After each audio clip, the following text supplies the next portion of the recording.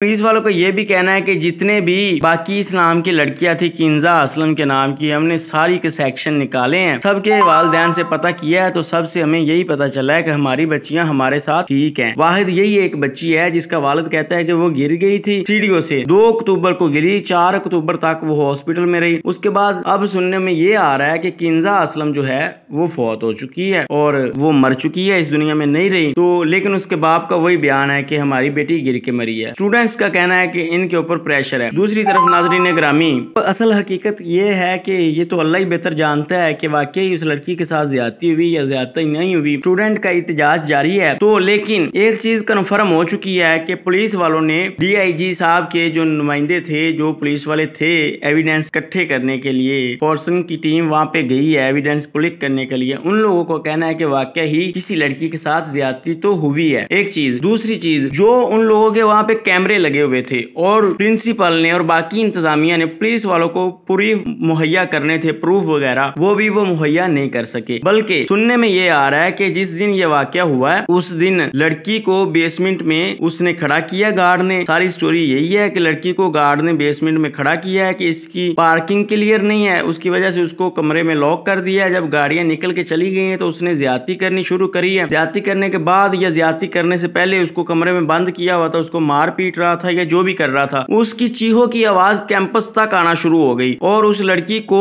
उधर से बाहर निकाला गया। जब कैंपस तक आवाज आई तो गार्ड भाग गया उसको छोड़ के। उसके साथ एक वैन वाला भी मिला हुआ था, वो छोड़ के भाग गया। तो बाकी जो जितने भी टीचर वगैरह थे या कैंपस की इंतजामिया थी, उन लोगों ने 1122 रेस्क्यू की गाड़ी मंगवाई, उसमें बच्ची को डाला और डाल के बच्ची को हॉस्पिटल लेके चले गए। तो ये जो कैंपस में आवाजें चीखों की आ रही थी, वो बच्चियां कहती कि हमने खुद सुनी है। वो जो गाड़ी आई एम्बुलेंस, उसका हॉर्न की आवाज हमने खुद सुनी है। यहाँ से बच्ची लेके जाते हमने खुद सुनी है। लेकिन हमें ये नहीं पता था कि ये हमारी ही क्लास फेलो है, हमारी ही क्लास फेलो के साथ ज्यादती हो रही है। जैसे ही हमें बाद में पता चला। अब एक चीज और सुनने में आ रही है। सबसे पहले जिस लड़की ने इत्तेजाज किया था कि मेरी क्लास फेलो के साथ, मेरी स्टूडेंट दोस्त के साथ ये ज्यादती हुई है और कॉलेज में उसने एहतजाज करना शुरू किया था, अब वो लड़की भी मंजरे आम से गायब है। उसकी स्कॉलरशिप भी वहां से हटा दी गई है, पंजाब कॉलेज से उसको खत्म कर दिया गया और उस लड़की को बैन कर दिया गया। और बाकी के जितने भी स्टूडेंट एहतजाज कर रहे हैं उनकी वीडियो बनाई जा रही है। पुलिस वाले वो जो प्रिंसिपल के रूम तक जाते हैं, स्टूडेंट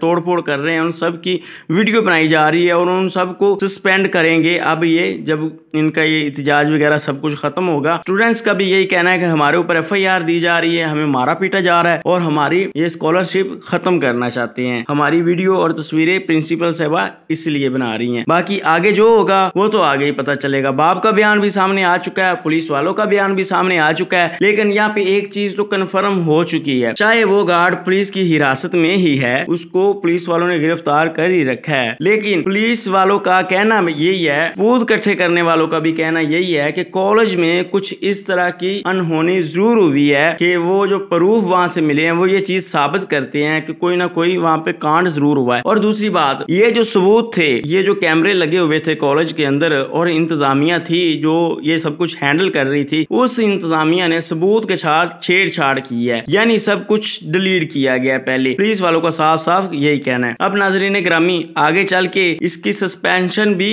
कैंसिल करने का जो कि है हुकूमत इरादा रखती है और हुकूमत के पुलिस के आला ओहदेदारान ने ये ऐलान भी कर दिया है कि अगर वाकई ये चीज साबित हो गई तो हम लोग इसकी स्कॉलरशिप भी खत्म कर देंगे, हम लोग इसका लाइसेंस भी रद्द कर देंगे। आप ये पहले वीडियो मुलाजा फरमाइए, बाकी बात बाद में करते हैं।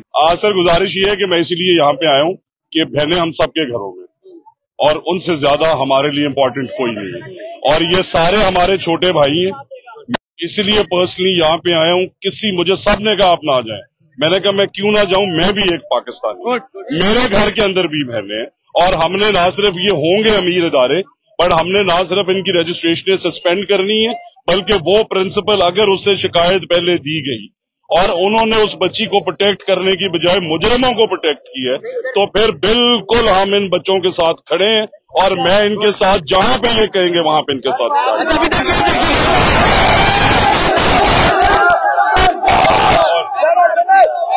मिला हूँ, ASP ASI सबसे मिला, मैं आपको पूरी बात बताता हूँ। ये जुल्म कर रहे हैं हमारे पर और हमें पकड़ रहे हैं लाठी चार्ज में अभी तक क्या तहकीकात क्या पता चला बच्ची जिंदा है कि क्या हालत है? बच्ची एक सेकंड बच्ची जिसका ये ज्यादती वाला इंसिडेंट है, ये रिपोर्ट हुआ वो ये है कि उसमें प्रिंसिपल ने मिलके कॉलेज के एडमिनिस्ट्रेशन ने मिलके वो वीडियो और ऑडियो एविडेंस ही डिलीट कर, जिसके अंदर सारे सबूत थे, उन्होंने जाके उन्होंने रिपोर्ट किया प्रिंसिपल को। प्रिंसिपल ने उन बच्चों की बात सुनने की बजाय उन्होंने एब्सोल्युटली साइड ली है इंतजामिया की, ना उस बच्ची की सुनी है ना स्टूडेंट्स की सुनी है।